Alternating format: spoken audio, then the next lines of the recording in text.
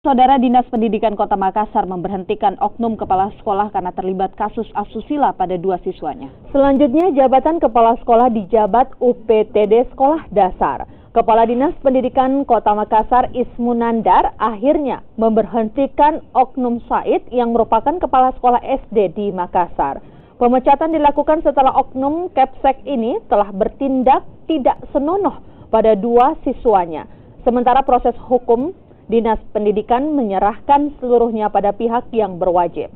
Hal ini disampaikannya Ismunandar saat berkunjung ke sekolah yang bersangkutan untuk memastikan proses belajar mengajar tetap berjalan dengan normal.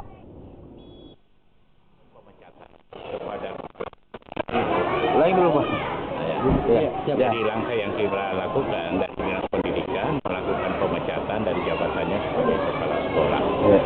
Yang kedua, kita menunggu proses hukum untuk tindakan-tindakan hukum berikutnya yang kami lakukan karena beliau itu kan dia adalah PNS.